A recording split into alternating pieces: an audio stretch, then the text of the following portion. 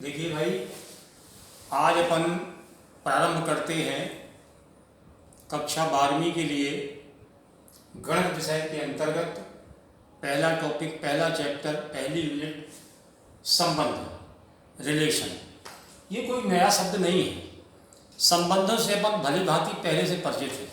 अपन ने दैनिक जीवन में देखा होगा और सुना होगा, देखा क्या होगा, सुना होगा और जानते भी हैं कि संबंध क्या है। सीधी सीधी परिभाषा गणित के रूप में करेंगे अपन बाद में। इसके पहले अपन संबंध के बारे में जान लें थोड़ा सा। जैसे भाई बहन का संबंध, पिता पुत्र का संबंध, शिक्षक छात्र का संबंध आदि आदि तमाम संबंध अपने सामाजिक और पारिवारिक संबंध होते हैं। ठीक इसी प्रकार गणित में भी संबंध की चर्चा मिलेगी। कक्षा 11 में अपन ने जो है पढ़ा था कि भाई समुच्चय ए का अवयव बी से संबंधित है या समुच्चय बी का अवयव ए से संबंधित है। अपन कह देते हैं कभी कभी कि संख्या m इज लेस देन संख्या n, यानी m और n का कोई ना कोई संबंध है। संख्या n से छोटी अगर है तो हम दे देते हैं m लेस देन n। हमने लिख दिया l समांतर m, इसका मतलब है रेखा l रेखा n के समांतर है, यानी m और l में संबंध है। हम कहते हैं कि 4 बड़ा है 6 से, तो 4 और 6 का संबंध हुआ। 4 6 से छोटा है कि बड़ा है, क्या है, तो हमने लिख दिया 4 इज लेस देन 6, यानी 4 6 से छोटा है, यानी 6 4 से बड़ा है, तो संबंध हो गया। इसी तरीके से अब हम कक्षा 12वीं के अंतर्गत पहले टॉपिक संबंध पर चर्चा करेंगे। तो संबंध के अंतर्गत हम 2 प्रकार के संबंध हमें इसमें पढ़ने को मिलेंगे। पहला मिलेगा रिक्त संबंध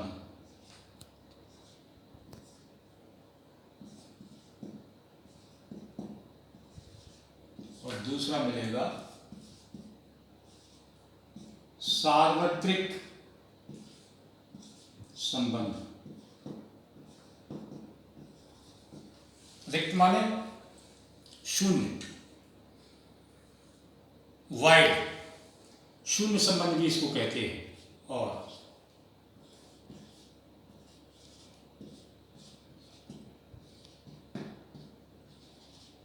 वाइड भी कहते हैं, खाली, वाइड रिलेशन।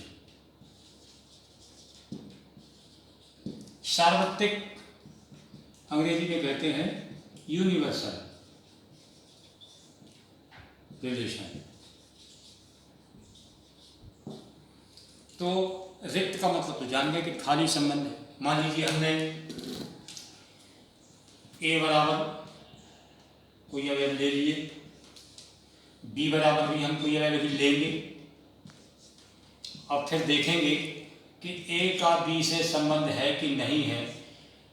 तो यदि R में हमें फाई मिल गया, फाई का मतलब खाली मिल गया, यानी A का B से कोई संबंध नहीं मिला।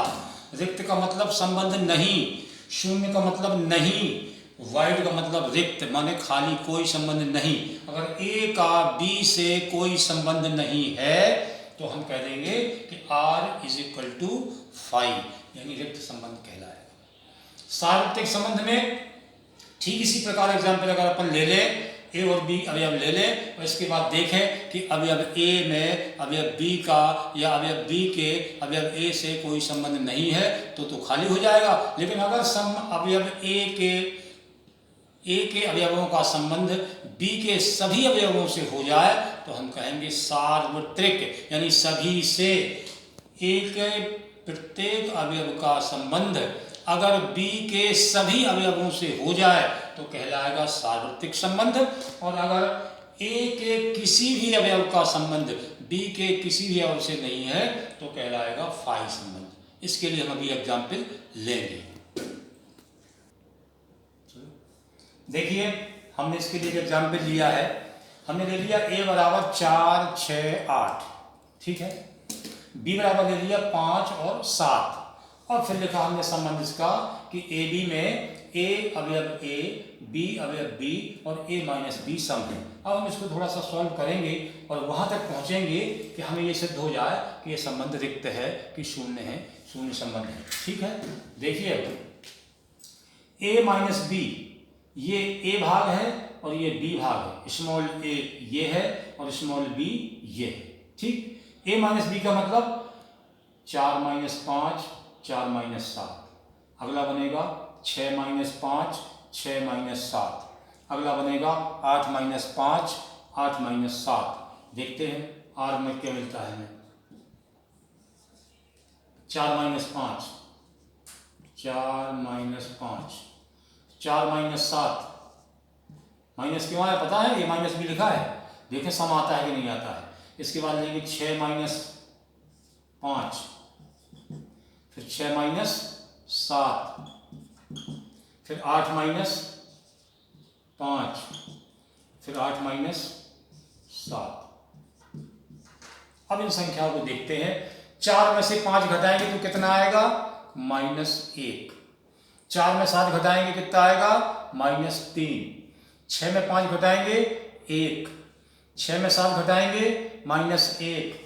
8 में 5 घटाएंगे 3 और 8 में 7 घटाएंगे 1। यानी कहीं भी हमें सम संख्या प्राप्त नहीं हुई, इसलिए हम लिख देंगे कि R इज इक्वल टू समुच्चय बनाया और फाई लिख दिया। फाई का मतलब हो गया रिक्त, यानी ए से बी का इस कंडीशन पर कोई संबंध नहीं है, और नहीं है का मतलब हो गया रिक्त संबंध या शून्य संबंध। ठीक है, अब हम चर्चा करेंगे सार्वत्रिक संबंध की। उसके लिए भी हम एक एग्जाम्पल अभी लिखेंगे। हाँ देखिए भाई, सार्वत्रिक संबंध की परिभाषा हमने बताई थी अभी कि यदि ए के प्रत्येक अवयव का संबंध बी के सभी अवयवों से हो जाए तो वह कहलाएगा सार्वत्रिक संबंध। जैसे हम देख रहे हैं, माना हमने ए बराबर लिया 1 2, बी बराबर लिया हमने 2 3, और संबंध में लिखा हमने आर बराबर 1 2 1 3 2 2 2 3। देखें यहां ध्यान से, 1 2 1 3, यानी समुच्चय ए का जो पहला अवयव 1 लिखा है इसका संबंध इससे भी है और इससे भी है। ये देखो 1 2 1 3। इसी प्रकार दूसरा जो अवयव है हमारा 2, इसका संबंध देखें बी से कितना है? 2 2 2 3 2 2 2 3, यानी कि इस 2 का संबंध इस 2 से भी है और इस 2 का संबंध इस 3 से भी है। तो R बराबर आ गया 1 2 1 3 2 2 2 3। यहाँ पे R इज इक्वल टू हो गया A का प्रत्येक अवयव B के सभी अवयवों से संबंधित है, अतः A से B में एक सार्वत्रिक संबंध है। अभी हम और एक आध एग्जाम्पल लेते हैं रिक्त संबंध का और सार्वत्रिक संबंध का, दोनों का, थोड़ा सा समुच्चयों को बढ़ा करके। देखिए रिक्त संबंध में हम एक ऐसा एग्जाम्पल लेते हैं जिसमें दूसरा समुच्चय हमें दिख नहीं रहा है, लेकिन हमें संबंध देखना है।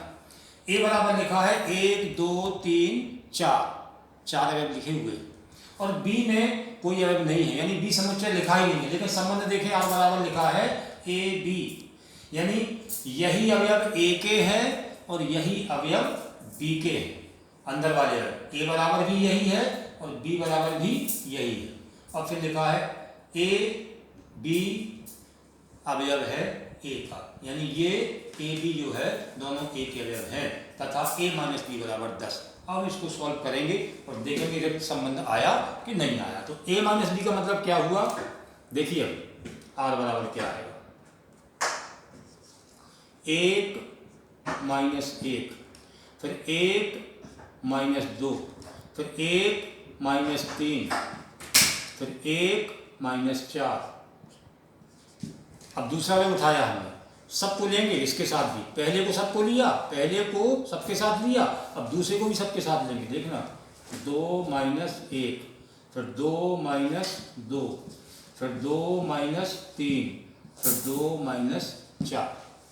अब तीसरा में उठाया 3 माइनस 1, फिर 3 माइनस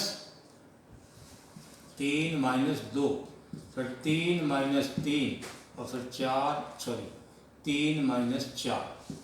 अब चौथा अवयव उठाया, 4 माइनस 1, 4 माइनस 2, 4 माइनस 3, 4 माइनस 4। बात समझ में आई? यहाँ लिखा है ए बी अवयव ए, यानी ए के सभी अवयव जो है ए के भी है समुच्चय में और बी के भी है। तो हमें क्या करना है, ए माइनस बी निकालना है सबका। यानी पहला अवयव उठाया 1 माइनस 1, 1 माइनस 2, 1 माइनस 3, 1 माइनस 4।